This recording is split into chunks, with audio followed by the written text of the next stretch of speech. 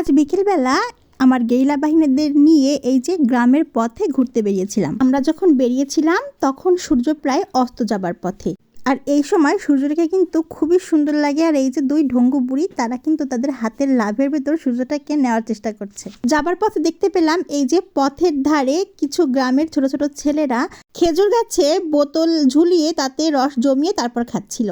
তারই সামনে রাস্তার নিচে আমরা শস্য ক্ষেত দেখতে পেলাম। তো আর কি, সবগুলো মিলে দে এক ছুট। এমন কাছ থেকে শস্য ক্ষেত দেখতে আমারও কিন্তু ভীষণ ভালো লাগে। আর এই যে দুই ভাই বোন সারাদিন তো বাসার ভিতর আটকাই থাকে, তো এখানে একটু ছাড়া পেয়ে আর এত সুন্দর ফুল দেখে তাদের কি যে আনন্দ। আর এই শস্য ক্ষেতের ওপর দিয়েও কিন্তু সূর্যটা মারাত্মক সুন্দর লাগছিল।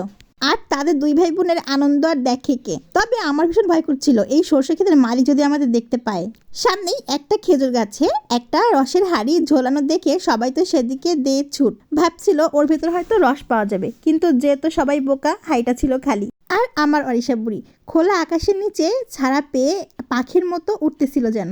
এরপর এখান থেকে বেরিয়ে আমরা একটু বাওয়ারের দিকে গেলাম। আর এখানে এসে আমার তো পুরাই মাথা নষ্ট, সূর্যটা যে কি সুন্দর লাগতেছিল। আর এই যে আমার এক শিষ্য দৌড়ে এসে আমাকে একটা ফুল উপহার দিল। ফুলটা ছিল খুবই সুন্দর, কিন্তু রাখা গেল না, সেটি আবার অন্য একজন নিয়ে দিয়ে দৌড়। আমার ছোট্ট বড়টা এই বাইরে বের হয়ে খুবই আনন্দ করতেছিল আজকে। এখানেই ফুটেছিল একটা ডোবার ভিতরে কত শত কচুরিপানার ফুল। আর এই কচুরিপানার ফুলগুলো দেখতে কিন্তু খুবই সুন্দর লাগছিল। আর এই তো তাদের দৌড়াদৌড়ি আর ছোটাছুটি তো লেগেই আছে। এরই মাঝে আমি আবারও কিছু ফুল উপহার পেলাম। এগুলো ছিল কলমি ফুল, যা আমাকে আমার ছোটবেলার স্মৃতিগুলো মনে করিয়ে দেয়।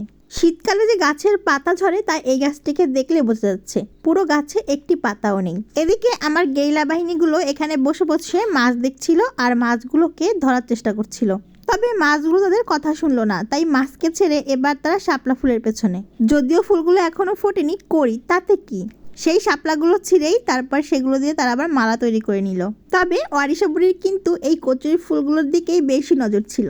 এদিকে সন্ধ্যা হতে চলেছে, চারিদিকে কুয়াশা চাদর মেলে দিয়েছে আর সূর্যি মামাও ডুবতে বসেছে। তাই আর আমরা দেরি করলাম না, আমরা এবার বাড়ির দিকে রওনা হলাম। তবে আমার এই গেরিলা বাহিনী কিন্তু একেবারেই বাড়ি যেতে রাজি ছিল না।